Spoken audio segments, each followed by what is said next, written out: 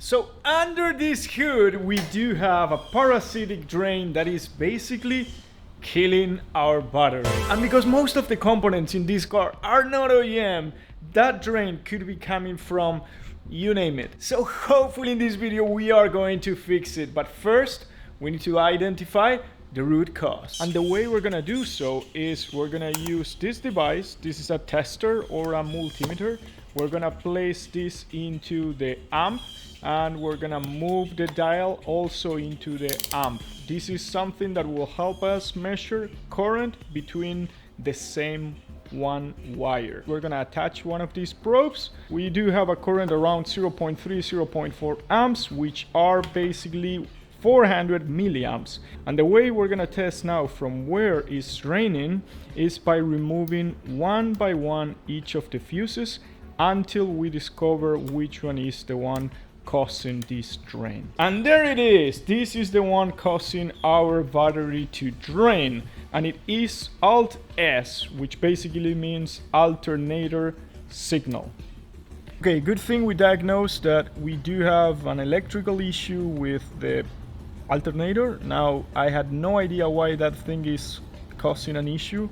So I decided to text a mentor of mine and someone that is the general manager of the wiring company that made the wiring harness for this car. I'm talking about Cam from Tweak Performance. These are the things that I do value the most, and let me take 1 minute to explain it.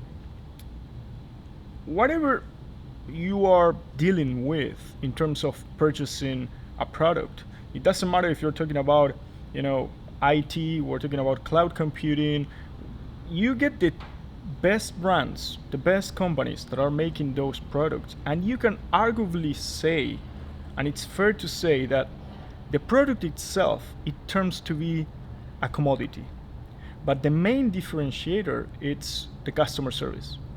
And that's a fact. It's a fact in the technology industry, which is the one that I'm working in.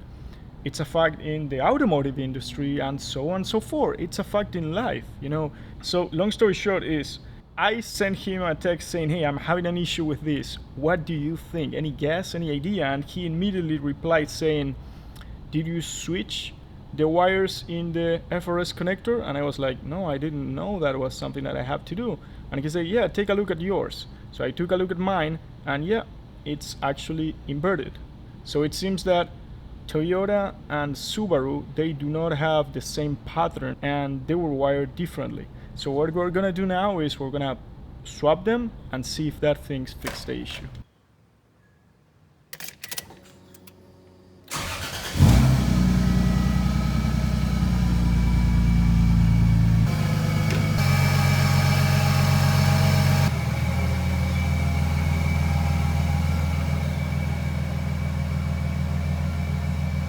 Okay guys, so we're gonna take the car for a ride just to see if that light goes off. Yeah, it seems that the battery at this point is being charged, but yeah, I don't know, it should go off. We're gonna see, we're gonna ride the car for a couple of minutes and I'll keep you guys posted.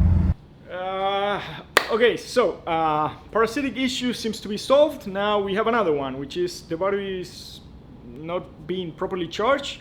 So I think that the alternator could be going bad. We need to get that thing tested.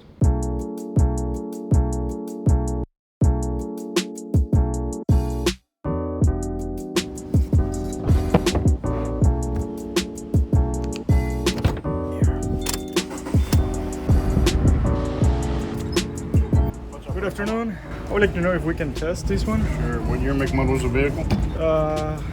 That's a really good question.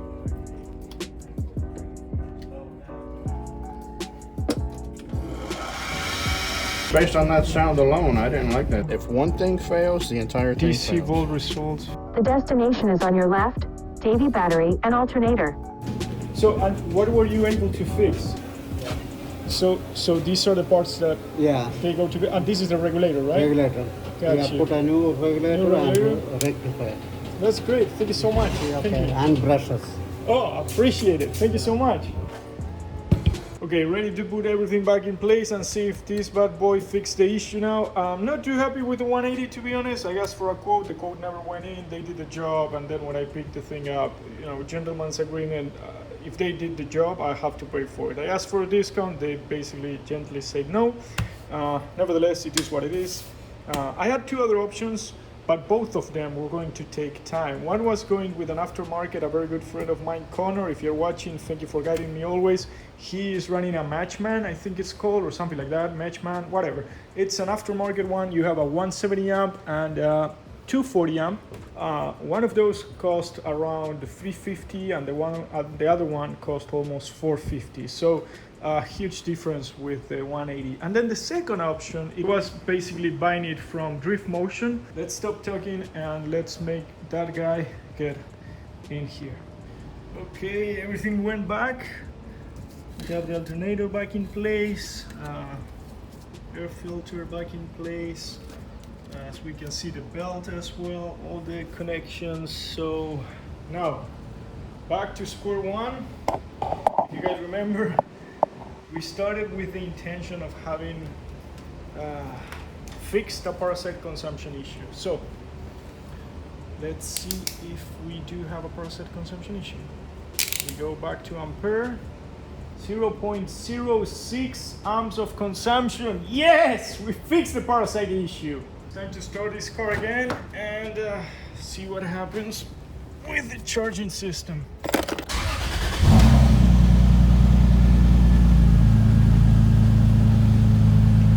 Okay, too soon to start screaming victory, but positive thing is the light didn't turn on. It means that the alternator is charging. Thank you, Lord. It's 14.5. This means the alternator is strong, it's charging the battery, which is pretty good. Okay guys, so hopefully last ride of the day. This one has been a long one, and yeah, I'm so excited to say that, you know, the light has not turned on, so pretty stoked about knowing that the charging system is actually working.